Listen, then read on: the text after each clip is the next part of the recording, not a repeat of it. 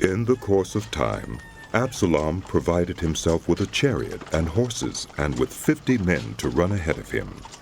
He would get up early and stand by the side of the road leading to the city gate.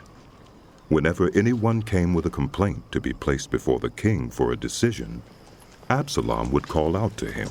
"What town are you from?" He would answer, "Your servant is from one of the tribes of Israel." Then Absalom would say to him, "Look, your claims are valid and proper, but there is no representative of the king to hear you. And Absalom would add, If only I were appointed judge in the land, then everyone who has a complaint or case could come to me and I would see that they receive justice." Also, whenever anyone approached him to bow down before him, Absalom would reach out his hand, take hold of him, and kiss him. Absalom behaved in this way toward all the Israelites who came to the king asking for justice, and so he stole the hearts of the people of Israel. At the end of 4 years, Absalom said to the king, "My lord, let me go to Hebron and fulfill a vow I made to the Lord. While your servant was living at Geshur in Aram, I made this vow.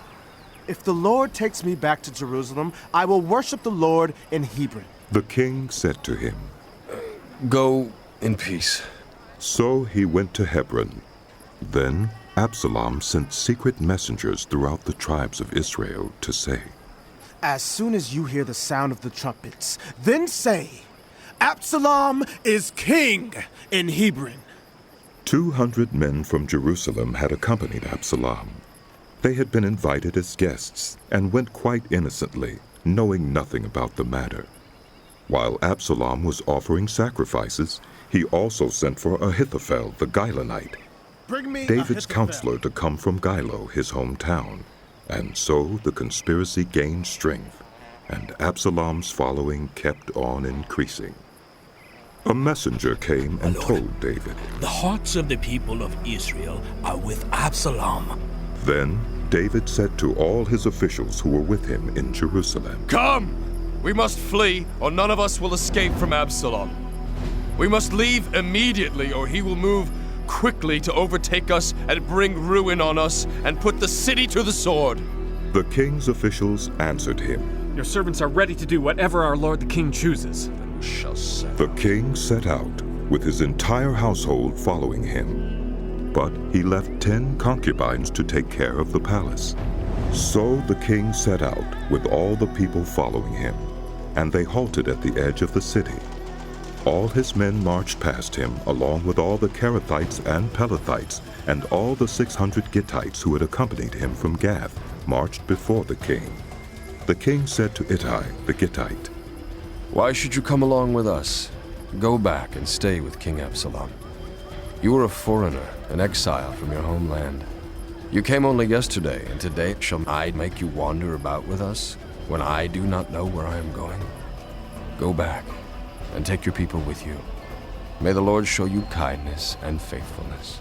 But Ittai replied to the king, As surely as the Lord lives, and as my lord the king lives, wherever my lord the king may be, whether it means life or death, there will your servant be. David said to Ittai, Go ahead. March on. So Ittai the Gittite marched on with all his men and the families that were with him. The whole countryside wept aloud as all the people passed by. The king also crossed the Kidron Valley, and all the people moved on toward the wilderness. Zadok was there too, and all the Levites who were with him were carrying the Ark of the Covenant of God. They set down the Ark of God, and Abiathar offered sacrifices until all the people had finished leaving the city. Then the king said to Zadok, Take the Ark of God back into the city.